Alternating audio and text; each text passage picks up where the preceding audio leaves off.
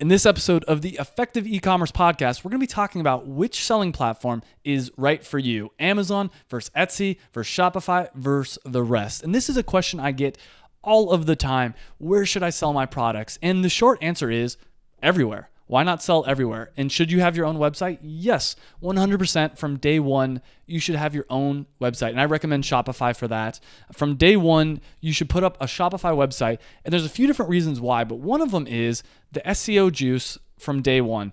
So when you put a new website on to the internet, Google doesn't automatically index it. And the longer it's been around, the more quote unquote SEO juice, the higher up on Google it's likely to be. Now, obviously, this is much more complicated than that. But starting a store from day one, even if your only plan is to sell on Amazon, is good protection, and it's going to help you rank higher in Google. So Shopify versus WooCommerce or some other platform, why use Shopify? We're going to talk about that in the next episode, I believe. So I'm not going to touch on that too much. The short version is for 95% of the people out there, I recommend Shopify. Now, Amazon, every single person with physical goods, some kind of a physical product, should also sell on Amazon. I don't see any reason not to. There may be some reasons out there, but if you have, especially a single SKU product, there's no reason not also to sell on Amazon. It's free money for the most part. I mean, it's obviously a little bit more complicated than that. Now, Etsy, if you have small handmade goods, you can start there. And same thing on Amazon. You can start on Amazon, but Etsy's really good if you have small handmade goods. If you're really tight on cash and you want to start with Etsy, eBay, or possibly Amazon, that makes sense. Some people don't want to spend the money on Shopify. I generally think that's kind of short-sighted. I think if you know that you want to start an online store, you know that you want to get involved in e-commerce, it's worth that $30 a month to start a Shopify site. You'll hear me say this a lot. I look at it as a gym membership.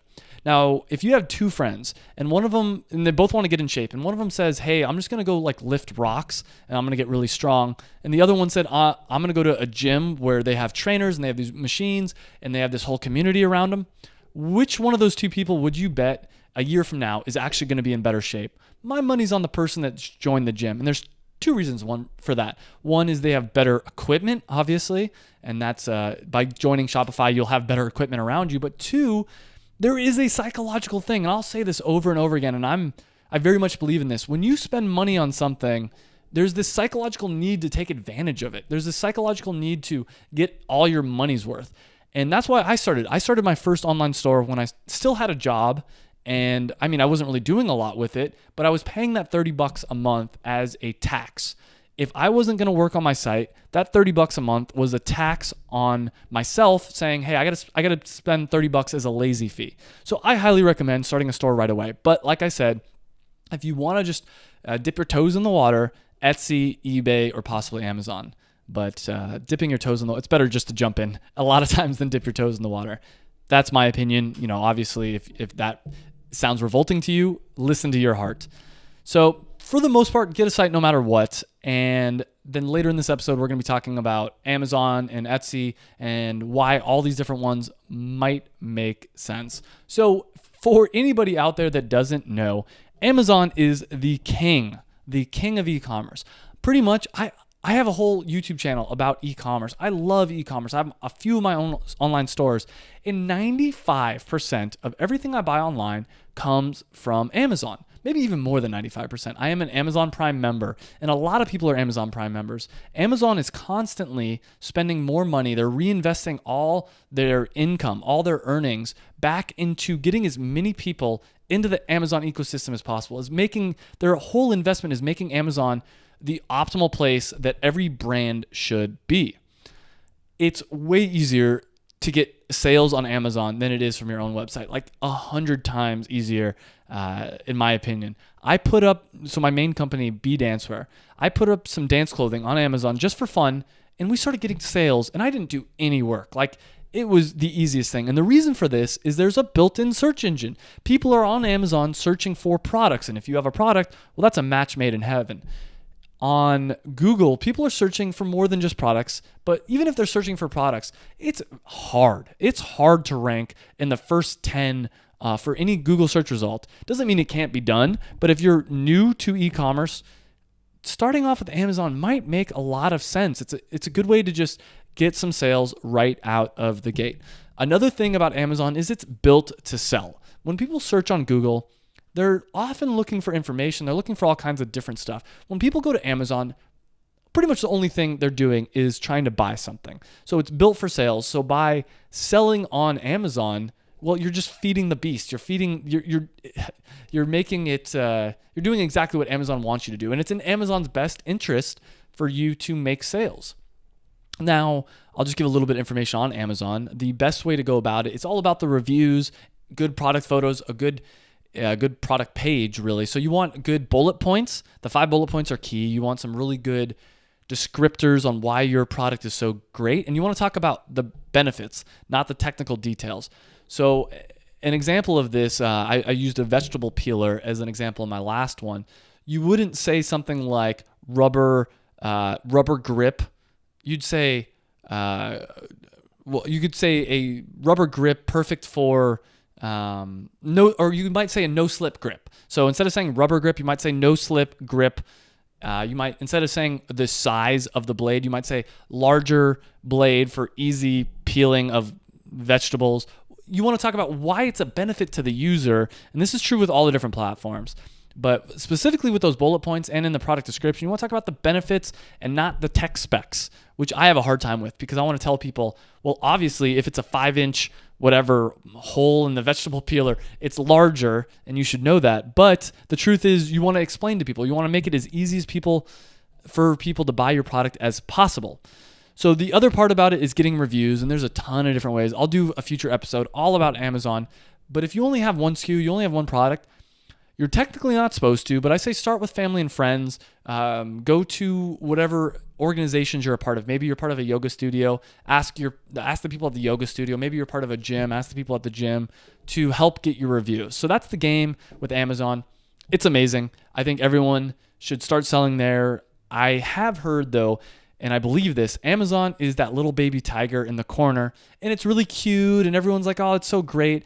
And we keep feeding it, we keep adding products to it, and eventually that little baby tiger is going to turn into a full-grown adult tiger and eat all of our businesses. And that's probably true. So with that being said, let's jump into Etsy next.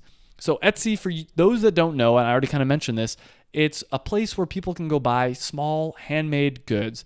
And if you have a company that's 5 people or smaller, you can sell on Etsy. And they might have changed that since when I last checked. But really, it's meant more for artisanal crafts. I don't know the right way to say that. Artisanal crafts. It's meant more for people that make one-off items or clothing, things like that. Really do well on Etsy. It's not the best, in my opinion, for sales and not the most scalable, in my opinion. Now, there's people on Etsy that are making millions and millions of dollars. Don't get me wrong.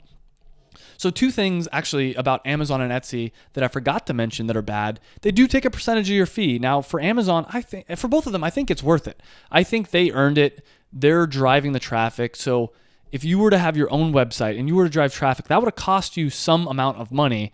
And that Etsy fee or that Amazon fee is just, instead of paying for traffic, instead of paying for advertisements, you're paying that fee. The other thing that's bad about both Amazon and Etsy is they can ban you whenever they want. If Amazon decides they want to create a competing product, they can. And this has happened to a lot of people. In fact, this tripod right now that my camera, so if you don't know, this is also on YouTube, and I'm YouTube live streaming this right now. And the YouTube live stream I'm going to be doing every Wednesday at 5 p.m. PST. But anyways, my tripod, I originally bought a tripod from a random small company. Since then, Amazon created the Amazon Prime tripod, and I couldn't find the original tripod that I wanted. I ended up having to buy the Amazon Prime one. So I feel bad for that company, and a lot of small companies this is going to happen to, especially as we talked about in the last episode. If you're doing white labeling, forget it. Amazon's going to come steal your lunch. So back to Etsy. Both Amazon and Etsy can ban you whenever you want, and Amazon is notorious for this. I know a lot, and I mean a lot of people that have multiple 6-figure, 7-figure businesses, and they get banned. Now, a lot of them are able to get back up and running, but Amazon does weird things. A friend of mine sells a type of blanket, and her product was labeled hazardous, and she wasn't allowed to sell it for a while. There's no reason it should have been hazardous. So when you're playing in someone else's sandbox, this is someone else's house. They can kick you out whenever they want. They can make you follow whatever rules that they want. They can do anything they want. When you have your own Shopify or e-commerce site, it's your house. You get to make the rules. I mean, you still have to play nice with Google, but Google's a little bit more forgiving than Amazon from my experience. So next up, your own store. So a quick overview. What I mean by this is having your own Shopify site, your own you can use BigCommerce. I don't recommend it. You can use WooCommerce as well. In some situations, that makes sense. In the next podcast episode, as I mentioned, we will go over the differences. But when you have your own website, that's, for instance, www.performancenutbutter.com. That's one of my websites. That's mine. I own that. If for whatever reason Shopify annoys me, I can move to a different hosting platform. If for whatever reason a lot of different things happen, I own that website. I own that company. I make the rules. If I want to say that, I can get friends and family to review my product on my own website, that's fine. Now, if I get friends and family on Amazon, technically that's against the rules and they can kick me off.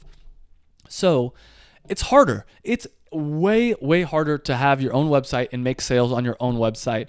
But as I talked about in the last episode, and this will be a repeating pattern, that's creating a bigger moat around your castle. Your company is your castle.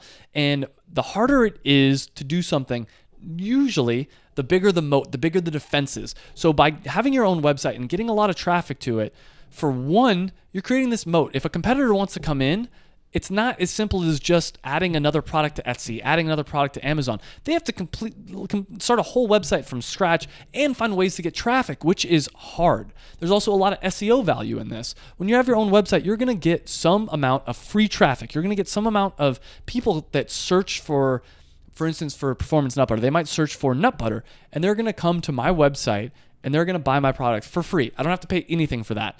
Google is the most popular, I believe it still is, the most popular website in the world, and all people are doing is looking for things. So by having your own website, you're going to get up in the Google ranks. If you're on Amazon, it's possible that you can be in Google, but it's not as easy, and there's a whole lot of things I can talk about for that. So free sales, you own it.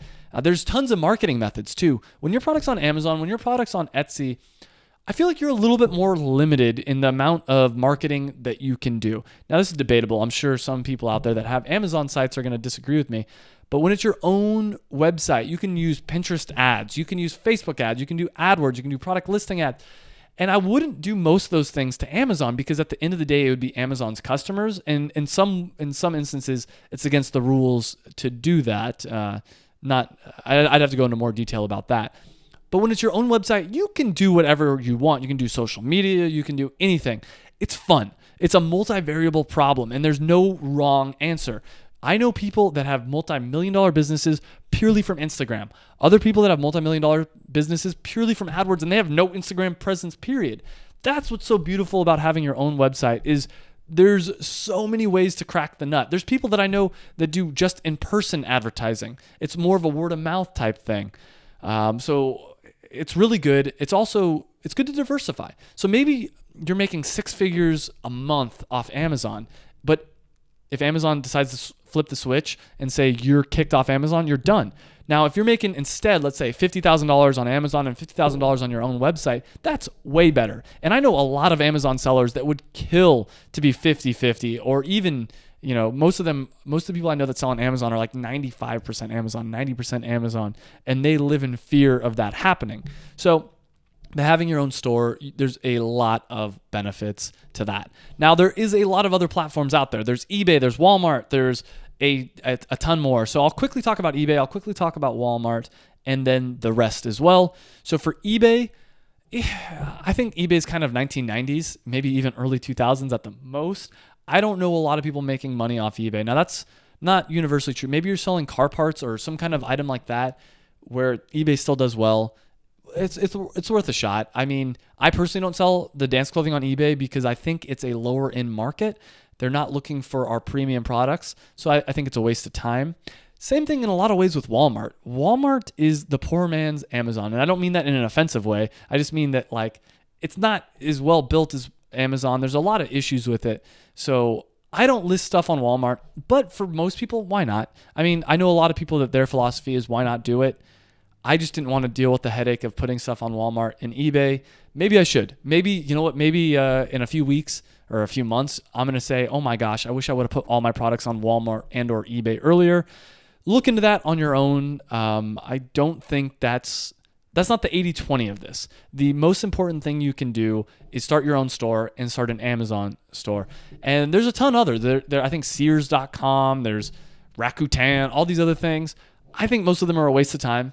Now, there's going to be someone listening to this podcast episode or watching this YouTube video, and they're going to say, actually, I make 6 figures a year or 7 figures a year or whatever it is off one of those random sites. It's not for me. I think it's a waste of time. You can do your own research, but I'll tell you right now, start with Amazon, Etsy, and or your own Shopify store. So speaking of all that, if you do want to start a Shopify store, if you go to effectiveecommerce.com/Shopify, all lowercase, and use that link, it'll bring you to Shopify. Sign up using my link, and as a thank you, I get a little bit of a credit for that. So as a thank you, I'm going to give you a free one-on-one consulting session. So if you don't yet have a Shopify site, you can use my link to get it's a free 14-day trial. Plus, I'll give you the free one-on-one consulting session to help you get started. I'm not trying to upsell you to any kind of consulting program or whatever. I do some consulting on the side, but that's not how I make most of my money. So I'm not trying to sell you on anything. It's just as a thank you because I do get a little bit of a referral credit. The other thing I want to talk about is I'm about to be launching my online store A to Z course. In fact, it probably is going to be going up the day after this podcast comes up. So you can go to effectiveecommerce.com/AZ. And what I'm going to do is take a small group of entrepreneurs, people that are interested in e-commerce that have an idea, and take them all the way from just that idea to a fully set up, probably Shopify or whatever kind of site that they prefer. They could do WooCommerce or BigCommerce as well. But Shopify is what I recommend, obviously. We're going to take you to a fully working Shopify site. So in the end of the 5 weeks, not only are you going to have some site set up, you're going to have an idea, a roadmap on how you're going to get sales, how you're going to blow this business up. So I'm going to take a small group of entrepreneurs to do that. It's a 5-week course. It comes with video lessons. And then at the end of each week, we'll do a group in-person live meeting, just like I'm doing right now with YouTube Live. And I'll answer all the questions. So you can email me if you do join that course. You can email me anytime with your questions. As I said in previous episodes, another way to get a free one-on-one consulting session, if you go to iTunes, leave a 5-star review, I will enter you into a monthly drawing to get a free one-on-one consulting session. Getting reviews on iTunes is like the lifeblood of a podcast. It is the most important thing. Just like you want to get reviews for your Amazon products, probably if you're listening to this, that's what reviews are for iTunes. So, email me. Maybe we can even work out a little deal. You give me a little review, I'll give you a little review. But if nothing else, I will give you a 5-star review, or give me your 5-star review on iTunes, and I will enter you into the monthly drawing. So last little note, I always have a lot of end notes here, but the last little note is go to effectiveecommerce.com. You can get the online success pack. Comes with checklists for starting your own business. Comes with the VA hiring guide. Wow, I've been doing this. I've been talking a little bit too much right now. The VA hiring guide, which is how to hire a virtual assistant, which I think is one of the most important, one of the best things I've ever done for my business. It comes with marketing ideas. It comes with so much information. Get that for free at effectiveecommerce.com. And with that being said, thank you so much for listening to this podcast and have a great day. New episodes every Monday and Thursday.